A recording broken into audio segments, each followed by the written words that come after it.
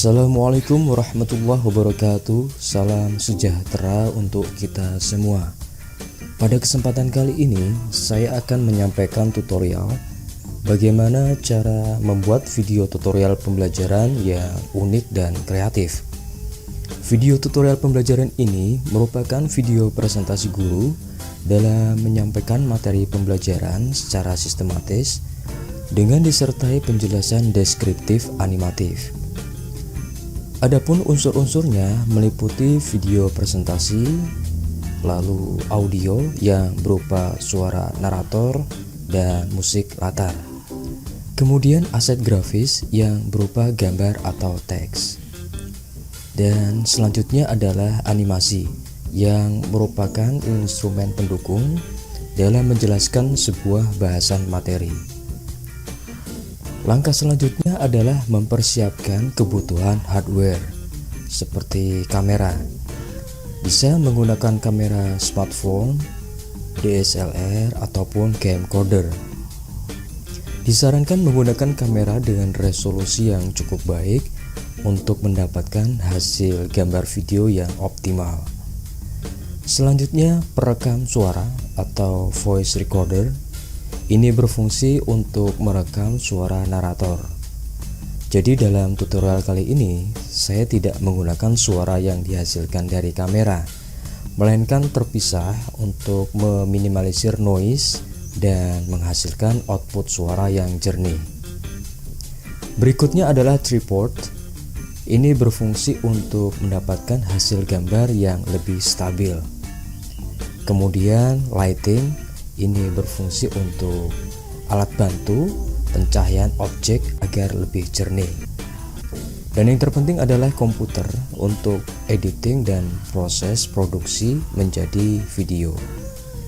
Disarankan menggunakan komputer dengan spesifikasi yang cukup mumpuni, baik prosesor maupun kapasitas memori. Karena dalam proses editing video memerlukan resource yang cukup besar. Langkah berikutnya adalah mempersiapkan kebutuhan software. Dalam tutorial kali ini, saya akan menggunakan software Camtasia untuk editing video. Kemudian untuk kreasi desain visual, saya menggunakan Microsoft PowerPoint. Sedangkan untuk animasi, menggunakan Sparkle Video Scribe. Jadi, skenario untuk membuat video tutorial pembelajaran ini adalah pertama, menentukan materi dan tujuan yang hendak dicapai. Kedua, pikirkan dan imajinasikan seperti apa konsep video yang akan dibuat. Yang ketiga, kumpulkan aset gambar dan audio yang akan dipakai. Gambar yang akan digunakan disarankan adalah gambar dengan format PNG agar bisa menyatu dengan objek video primer. Untuk musik latar, cukup gunakan musik instrumental. Langkah keempat, buat storyline atau skenario video sedetail mungkin. Langkah kelima, usahakan proses rekam video presentasi sesempurna mungkin. Dan yang terakhir adalah edit video menjadi unik dan menarik. Berikut ini adalah contoh storyline yang sudah saya buat. Di sini dijelaskan secara detail mulai dari scene 1, narasi apa yang akan disampaikan, lalu seperti apa aset visualnya dan berapa lama perkiraan durasinya. Storyline ini sangat penting agar video yang dihasilkan betul-betul terkonsep dan tidak ada sedetik pun durasi yang terbuang sia-sia. Baik, di sini saya sudah memiliki beberapa aset yang akan diolah menjadi video tutorial pembelajaran, seperti video presentasi, rekaman suara narator, aset gambar, dan aset animasi. Animasi di sini saya menggunakan whiteboard animation yang dibuat dengan menggunakan Sparkle Video Scribe. Tutorial membuat whiteboard animation ini sudah pernah saya sampaikan pada video sebelumnya. Silakan dipelajari tutorialnya. Oke, langkah pertama kita buka Camtasia, lalu masukkan aset video dan aset narasi suara. Caranya mudah, tinggal drag and drop, masukkan dan sesuaikan posisinya pada timeline berikut. Aset video pada track 1 dan aset narasi pada track 2. Kita play dan stop. Kita potong di sini, seleksi dua objek berikut, lalu klik split. Kita geser. Nah, di sini kita akan memasukkan video introduksi yang sudah dipersiapkan sebelumnya. Introduksi ini menjelaskan judul materi dan identitas mata pelajaran. Video introduksi ini saya buat menggunakan Microsoft PowerPoint, kemudian simpan dalam format video MP4.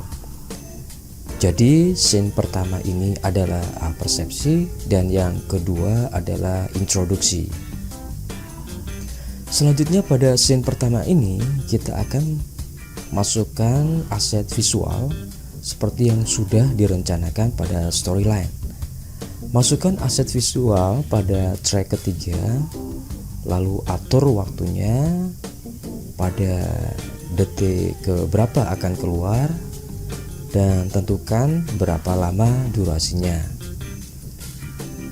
Berikutnya kita akan memberikan sentuhan animasi pada aset visual ini. Caranya kita seleksi terlebih dahulu, lalu pilih menu behaviors. Nah, di sini disajikan beberapa opsi animasi. Kita pilih salah satunya, lalu masukkan ke objek media yang akan dianimasikan. Setelah itu pada panel sebelah kanan video akan muncul menu properties untuk mengatur tampilan animasi ini. Menu in untuk mengatur bagaimana animasi ketika objek mulai muncul, during bagaimana prosesnya, dan out bagaimana berakhirnya. Silakan diatur sesuai keinginan. Selanjutnya kita tinggal memasukkan semua aset visual yang sudah direncanakan sebelumnya pada storyline. Kemudian berikan animasi agar menjadi lebih hidup.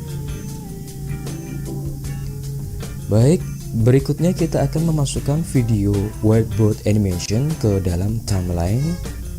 Kita tentukan bagian scene mana yang akan kita masukkan.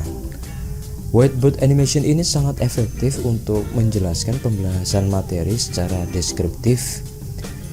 Adapun untuk materi sains eksak yang memerlukan penjelasan learning object secara detail, saya sarankan menggunakan video animasi 3 dimensi.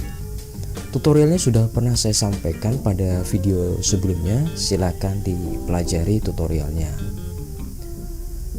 Langkah selanjutnya kita akan memasukkan musik latar atau background. Musik latar ini sangat penting untuk membuat mood baik penonton. Dan pastikan musik yang akan dipergunakan free royalty, agar nantinya ketika kita hendak mengunggah ke YouTube atau Facebook tidak terkena cekal karena melanggar hak cipta. Ada beberapa website yang menyediakan musik free royalty sebagai berikut. Silakan unduh terlebih dahulu dan pergunakan sesuai kebutuhan. Masukkan aset musik latar ke dalam timeline dan pastikan volume musik latar tidak menutupi suara narator. Kita masuk ke menu audio effect, lalu atur volumenya menjadi low. Langkah terakhir adalah produce video. Kita klik menu share, lalu pilih local file. Produce video dengan kualitas terbaik. Baik, proses rendering sedang berlangsung. Lama tidaknya proses ini tergantung dari lamanya durasi video dan spesifikasi komputer yang kita gunakan. Demikian tutorial kali ini, semoga bermanfaat. Terima kasih.